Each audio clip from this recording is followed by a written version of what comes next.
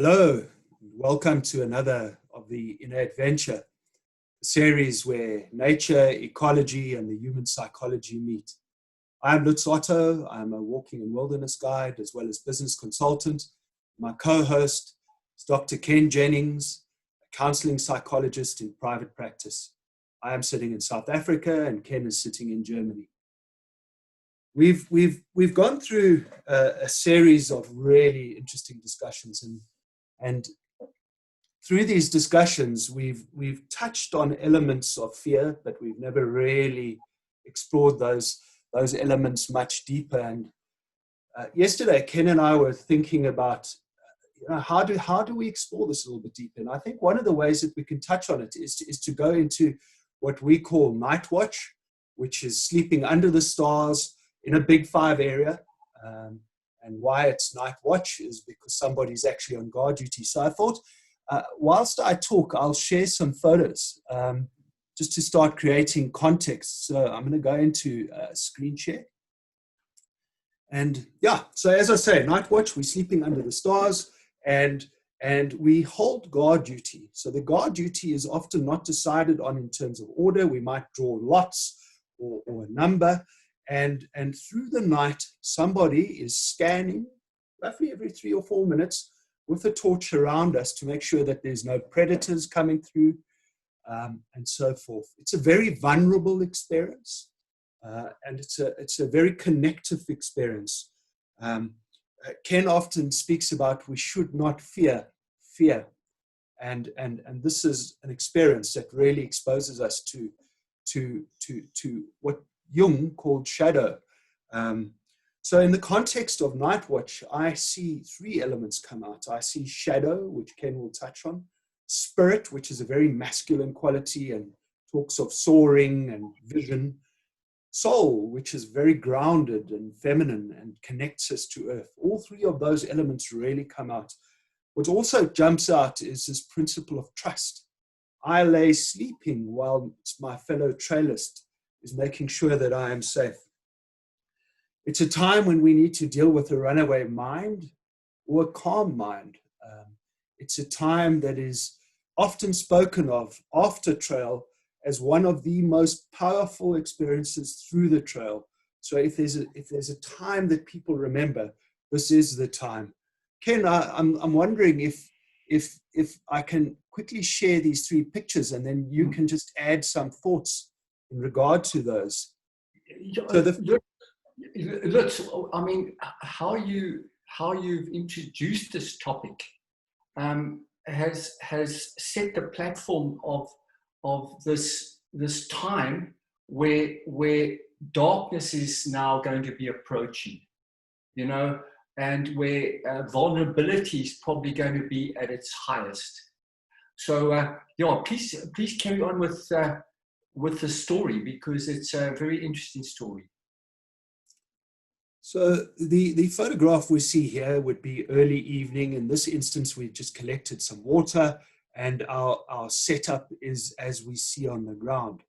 To create further context, the next photograph is early in the watch process. So here you can see dark having set. It's a different setting and everyone is fast asleep. So in a contemplative moment, we've got a trailer sitting and ensuring that the rest of the trailers are safe. And then the final photo was taken very early in the morning. This is the last shift just before the sun comes up, and you can see the trailers fast asleep behind. Ken, I think that just sets the scene in terms of what sleeping under the stars in this context means and what night watch means. I don't know if you'd like to, as I stop the screen share, explore this a little bit more. Well, Lutz, on night watch, I suppose the person who's on watch has to encounter darkness in a way. I know there's a fire that introduces light, but fundamentally, on a mental level, this experience of darkness can be very unsettling. And the reason is that darkness and fear are interchangeable. in the human psyche. I'm just thinking of a 2-year-old. Many years ago, I had a family come and consult with me that their 2-year-old was disruptive, and it was a big deal, and he thought he could be like almost a master of the universe and so on. That was during the day, but when the sun dropped, he became so fearful. He couldn't sleep on his own. He had to go and sleep with his parents. And it highlighted for me that darkness activates fear. Now, as an adult, we've got our darknesses. We've got parts of ourselves that maybe we don't like.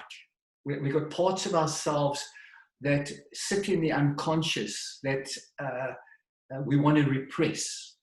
We don't want people to see. We don't even want ourselves to see that. So when we, and Jung spoke about the shadow of the human being.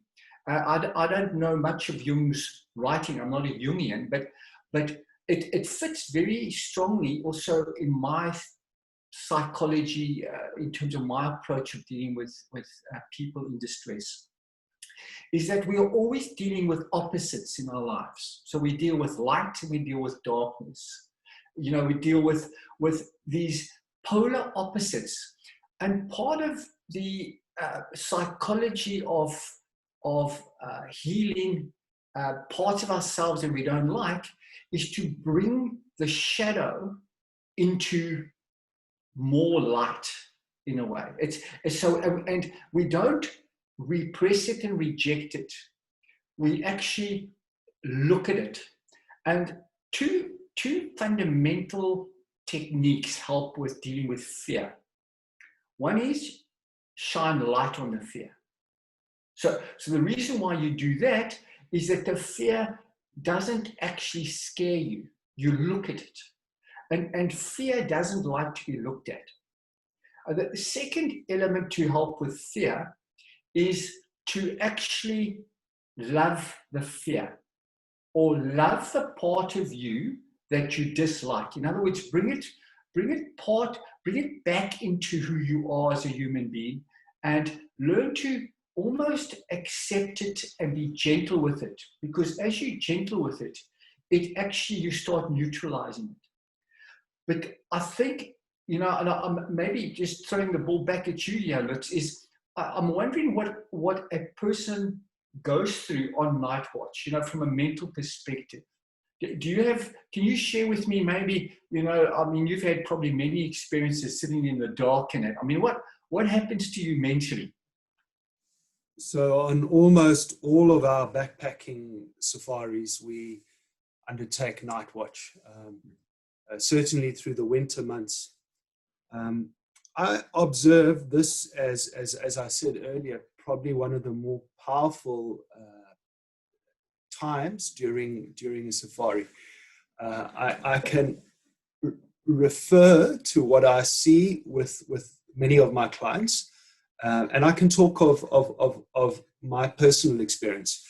So perhaps if we bring it into my world.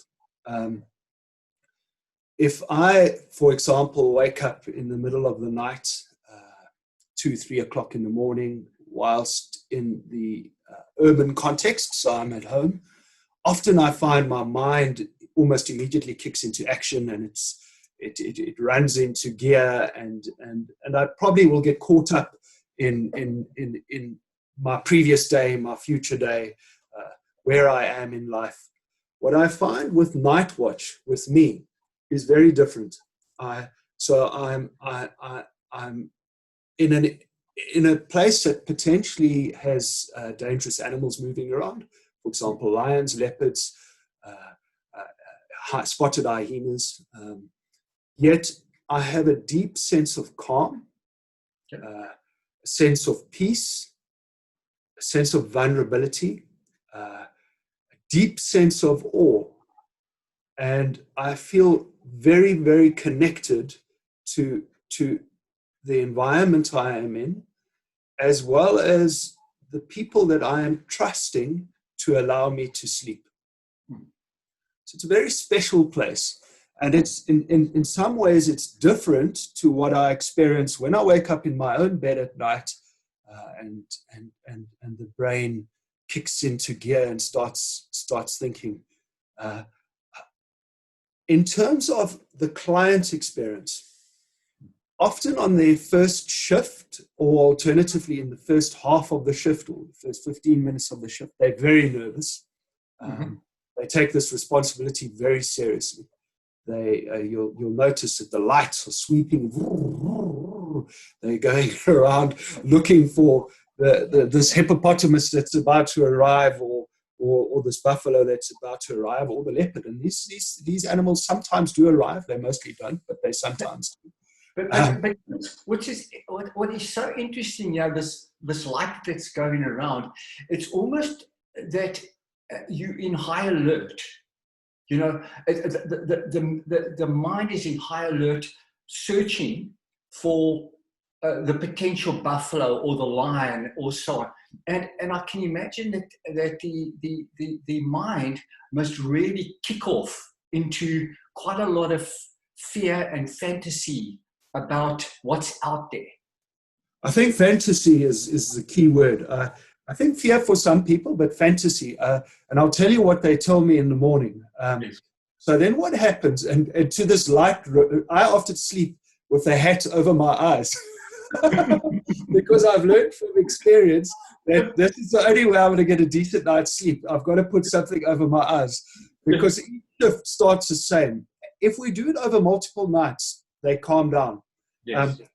But yeah, coming back to the trailist. So what then happens is the trailist often starts calming down, and they then shift into a place of introspection. Yes. Deep thought. They don't let their responsibility in terms of their role drop in any way, but they start connecting to where they are in their life. And that can mean many things. It can mean beautiful things, can mean sad things. It can mean any number of possibilities. Each person that comes on trail is unique and comes with a unique set of perspectives, thoughts, ideologies, and so forth.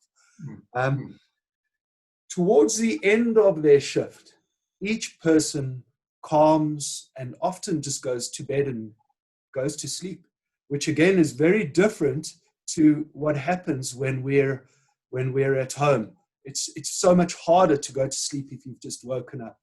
Yes. In the morning, almost every single client that has been through this process talks about it bringing almost a paradigm shift in their thinking, bringing a completely different perspective to their lives, bringing a deeper connection that many people carry through their lives. It's very powerful. I know that's quite a lot of information, Ken. No. I mean, it resonates with me about first stage, call it when we face darkness, is high alert. It's like, what is out there? It links to being scared. It links to this sort of light that's going around quickly, for the potential threat. So we view this darkness outside, or around us, let's say, as a threat.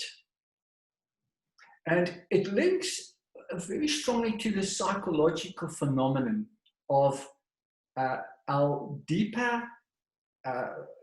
let's say, repressed parts, our unconscious parts, sometimes are repressed for a reason, because they are so traumatic and fearful or scary for us that the best thing to do is just to keep them hidden away.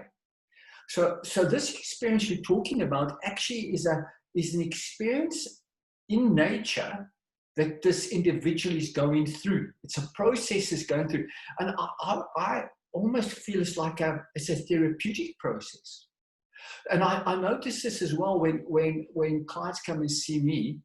The first session, let's say, they're very much on edge and they're high alert, and you have to be quite careful in terms of what you ask them, for example, because they're on this high alert. And then once they encounter this darkness and they're in it, and they start in a way embracing it and calming and just settling themselves down and not being so afraid. And I think it's linking now to being vulnerable to oneself. That's really fundamentally that it is. It's being vulnerable to the parts that maybe we don't like. And we open it up. There's a calmness. And then that process takes us into an introspection that you speak about. You know, a sort of looking at some of the struggles we have with our fears and our worries and so on. And once you move through that, you enter into another place of transformation. And you know, this thing about this night shift is when we look up and we see stars and we see the beauty and the expansiveness, it is such an impactful moment. And it's life-changing in terms of altering one's perspective and so on.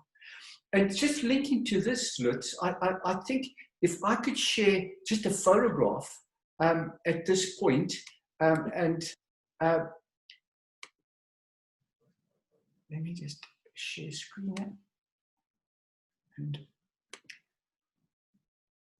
I mean, you know, when the full moon's out, I mean, I do what I call a hunt the moon, you know, and I look up at the moon and I take photographs of full moons in different settings and so on.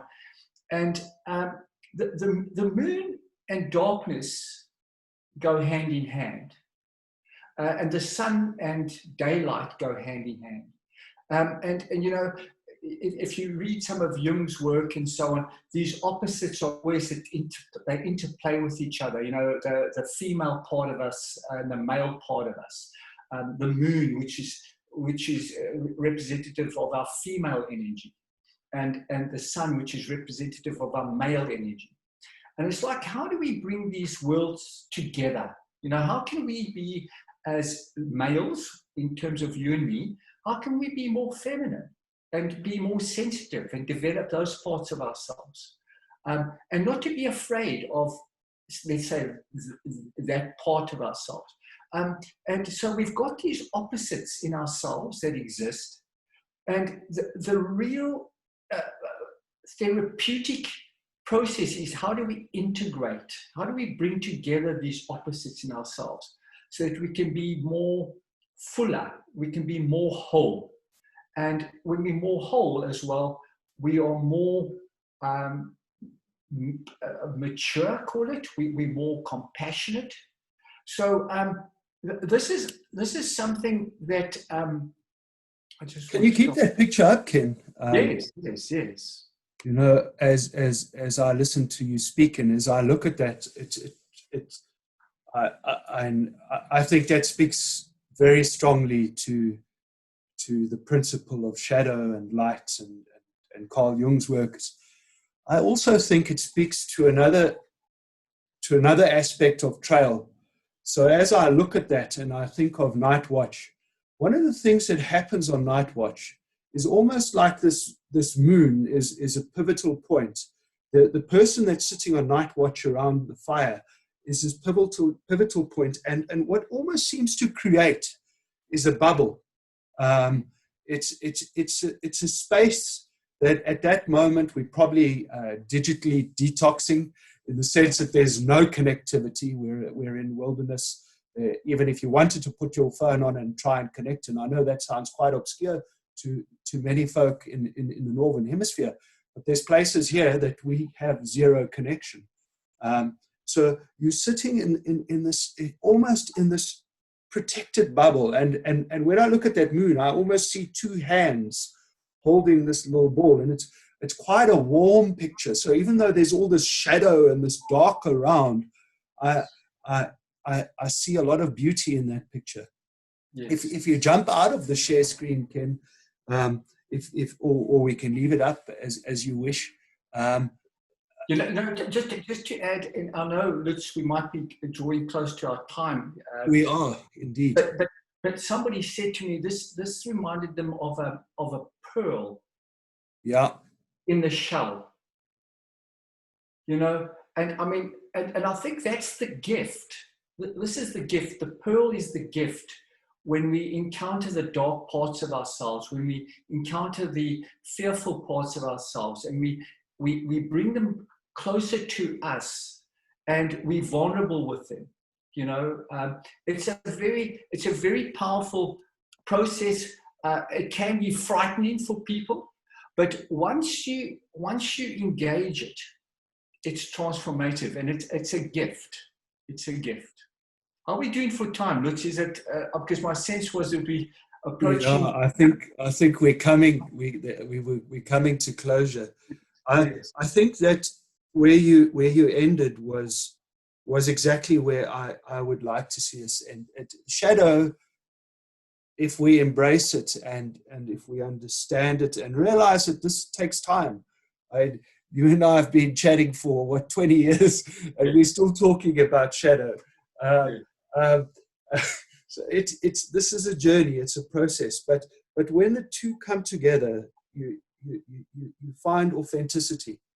Yes. And in that vulnerability, you finally find who you are, and you feel comfort in yourself. The other is we've spent lots of time talking about the shadow, but night watch is often very little to do with shadow, and lots to do with just awe and thankfulness and gratefulness and respect, deep respect for wilderness, for our fellow trailists, and for what we have. Gratefulness. Yeah, you know, just to end on my side, Lutz, is that for somebody to go through this process, I think is such a meaningful, impactful process to be on something like a night watch, because all elements of yourself are getting affected or influenced: mental, emotional, spiritual, you know, your sense of yourself in this bigger vastness, the sense of your vulnerability, all of that gets kicked up and it gets activated, you know. And then, you know, I think at the end of it, and I mean, you often speak about the appreciation and the gratitude and the humbleness after this experience, and it sticks deep in the soul or the heart or the mind of a person having gone through one of these sort of experiences. I love that, Ken, and I think it beautifully closes this episode. I too agree that this is something that almost every human being should go through at some stage in their life. Thank you for watching another series of the Inner Adventure. It's been an interesting episode. It's been deep. It's been vulnerable, and I think very special. If you've enjoyed it, please share, add any likes, comments. Thank you very much for listening to us. And until next time, shine your light brightly. Goodbye for now. Ciao.